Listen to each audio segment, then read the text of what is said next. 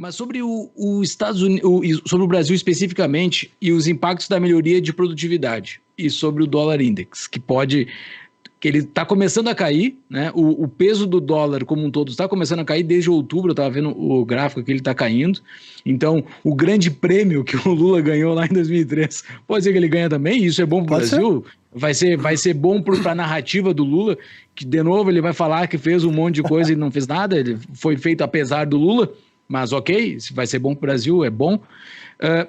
Ocorrendo isso, e com esses níveis, com esse ganho que o Brasil pode ter com isso, quais são os mercados do Brasil que pode ter algum ganho com isso? Assim? Porque tem pessoas que investem no Brasil, eu já não invisto mais há muito tempo.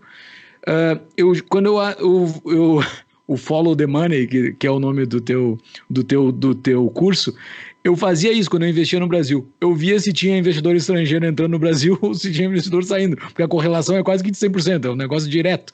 Eles é que mandam nas ações brasileiras. Mas existem alguns setores específicos que têm um destaque diferenciado dentro do Brasil. Caso o Brasil dê essa surfada, quais são os setores do Brasil assim que tu vê que são diferenciados? Eu vou parafrasear a CNN aqui, falar do kit Lula do mercado. Assim que o Lula ganhou as eleições, no dia seguinte o mercado até abriu em alta, dólar caindo, e eles trouxeram lá o kit Lula, várias ações que estavam subindo por causa da eleição. Primeiro, usando como pano de fundo esse cenário macro favorável para o Brasil, o dólar em queda, isso significa que o Brasil como um todo se beneficia, então todos os setores podem se beneficiar. Olhando as ações brasileiras, via de regra, elas estão bem descontadas, tanto historicamente quanto em relação a pares, outros emergentes e mercado desenvolvido. Mas claro que alguns setores podem se beneficiar mais do que outros. Hoje é um consenso de que o setor de educação com o governo Lula vai ser um beneficiado. Pelo que ele já fez no passado, com FIES, ProUni, sei lá que outras políticas de fomento aí ao setor da educação, pode acontecer, sem dúvida. A China também importa bastante para o país. A gente fala muito sobre o dólar, e claro que para o mundo inteiro o dólar importa, fraco ou forte, mas o que acontece na China também importa. E hoje a China está num momento delicado de ajuste de modelo econômico, o partido agora está querendo reestimular, reaquecer o setor imobiliário, que foi o grande motor do crescimento chinês nas últimas 2 décadas, e do qual o Brasil se beneficiou bastante. Então, o Brasil pode se beneficiar novamente se a China conseguir enriquecer essa economia? Pode. Se o dólar for fraco, o Brasil se beneficia? Também se beneficia. Mas eu diria que o Brasil como um todo se beneficia desses fatores, e Lula, em específico, o seu governo, talvez alguns setores como educação pode ser um. E talvez outros podem não se beneficiar. Será que o agro pode ser um prejudicado? É possível. Até o agro parece que é o setor que está batendo de frente aí com o governo, né? Uhum. A questão da produtividade, eu perguntei porque, eu não sei se tu conhece o livro do Jeff Booth, Preço do Amanhã. Sim, nunca li, tá na minha lista. Recomendo a todos, é maravilhoso. E a grande tese do livro do Jeff Booth é que ele é um venture capitalist canadense.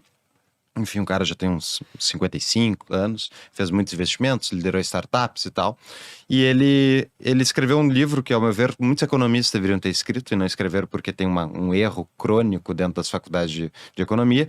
E o argumento dele é o seguinte: o capitalismo é deflacionário por natureza, né? Ele gera um excedente de bens. A gente produz mais do que consome, de forma geral, num sistema produtivo que nem o capitalismo é.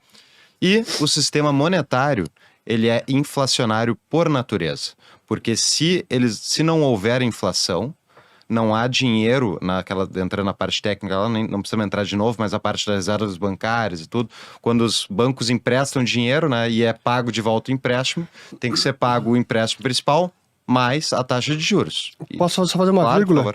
Que é o sistema monetário estatal. Exato. Que é inflacionário. Exatamente. Então, é necessária a inflação para o sistema monetário, que é gerido pelo Estado, funcionar. Então, esses dois sistemas são contraditórios. Inclusive, os argumentos dele lembram muito a análise dos austríacos, acho que casam muito bem.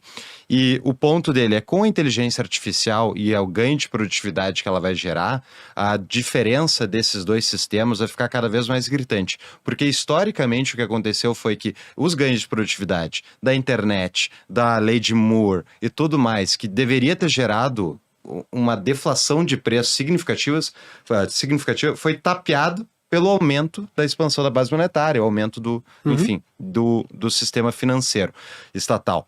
Então, esses dois sistemas, tu concorda, são contraditórios? Eles vão gerar crises automaticamente, enfim, o balanceamento entre os dois, um que está sempre tentando reduzir preços e o outro que precisa que os preços fiquem subindo? O grande problema desse sistema monetário estatal é que a sua fundação intelectual é baseada na inflação como pré-condição para o crescimento econômico. Então, a deflação deve ser evitada a qualquer custo. A inflação não apenas é necessária, como ela é boa. Uma inflação pequena, sempre os mágicos 2%. Essa é a ciência econômica que embasa esse regime monetário estatal. Claro que, para mim, eu concordo com o Jeff Booth nessa tese, são sistemas contraditórios, porque, por definição, o capitalismo, o livre mercado, é um sistema que está gerando abundância de bens. E o crescimento econômico é deflacionário, por definição. Imaginando um dinheiro que não está crescendo, então, ceteris paribus, o crescimento econômico pressupõe a abundância de bens, portanto, diminuição dos seus preços. Mas isso não acontece porque tem esse outro sistema fazendo todo o possível para manter os preços subindo ano após ano. E eu fiz essa vírgula na tua intervenção porque eu lembrei que quando a gente analisa, até esse é um vídeo que eu preciso fazer, é um daqueles que eu prometi até hoje não fiz. 800 anos de história de preços no Reino Unido, a gente vê como os preços vão alternando em períodos de inflação, períodos de deflação.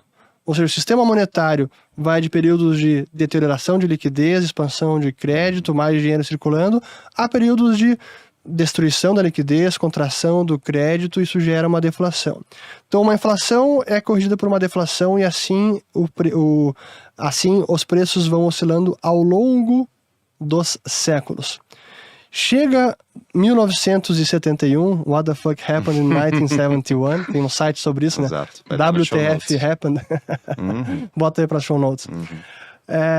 A partir desse momento, em vez de termos inflação, deflação, inflação, deflação, a gente só tem inflação. Inflação, inflação, inflação. É o hockey stick dos preços.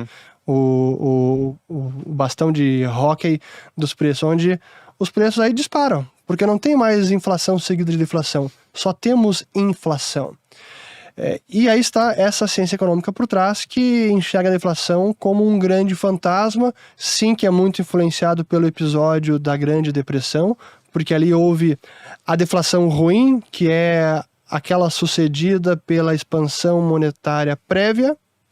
A deflação boa é a do capitalismo, do crescimento econômico, mas hoje quase que não se distingue uma da outra. Exato. Portanto, qualquer deflação, não, isso é espiral deflacionária, que o mundo inteiro vai ser absorvido e vamos para um buraco negro, é o inferno na Terra, quando não é.